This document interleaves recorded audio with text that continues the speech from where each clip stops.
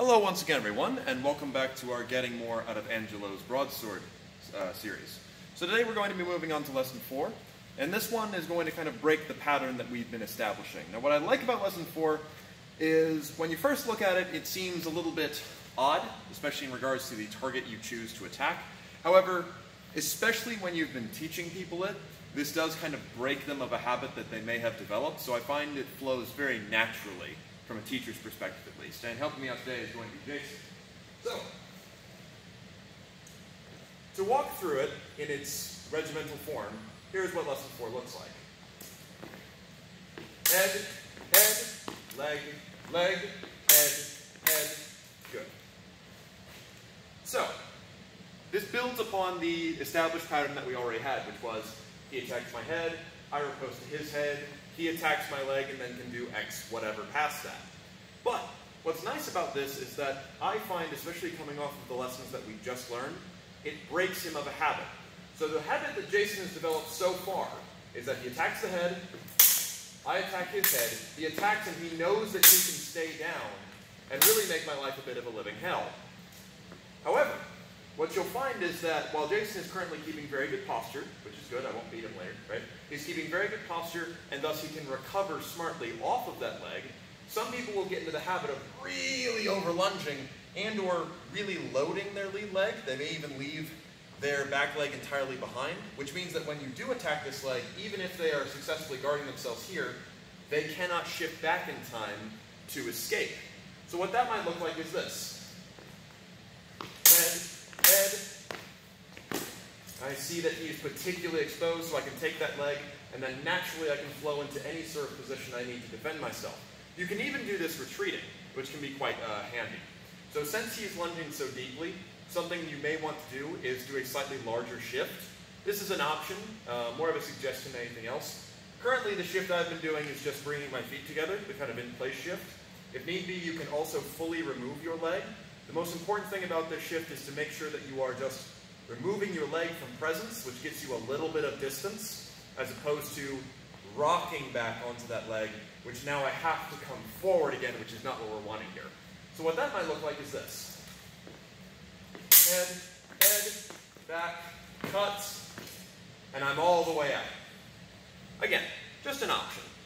But really, the biggest thing about this is to have confidence in your own cutting against his leg, because it does break him of a habit.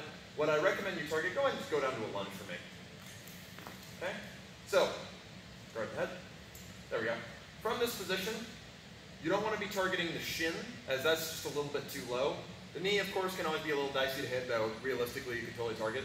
I tend to target more for the beginning of the thigh, as that allows me to hit target, but still have enough of my blade free to then turn over into either an inside half hanger or St. George. So just right about there is where I normally want to target. If he is a taller person, you may be hitting more toward the shin, but in general, I find that right about there is where I want to be aiming for. A lot of important stuff there. But, all in all, let's go through the pattern one more time, and then we'll switch sides and show it. So, head, head, leg, leg, head, head. Now we'll switch sides.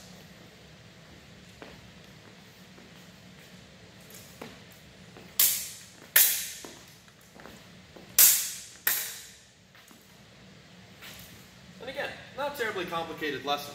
The idea, though, is that it breaks the habit that we've established, which is good, because following these lessons, we're going to kind of take an entirely new pathway, if you will. So to kind of sum up where we've been and what we've learned, right? So Jason here has learned the following things. He has learned how to attack the head. He has learned how to guard the head. He has learned how to attack the leg. He's also learned how to defend against a leg cut by shifting, right? He has also learned how to combo. So he can now cut and stay down. And he's learned how to attack the outside, which is another useful thing, as it's going to start exploiting St. George, which I said we'd be talking about more later. But most importantly of all, he's learned that while this high-low game is awesome, it is just as vulnerable both ways, right?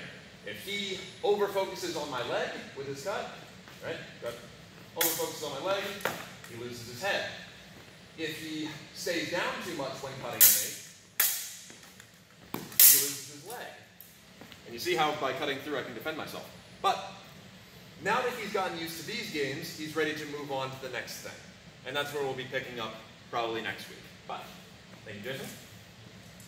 And hopefully you guys have been enjoying. So next week, we'll kind of take a new departure.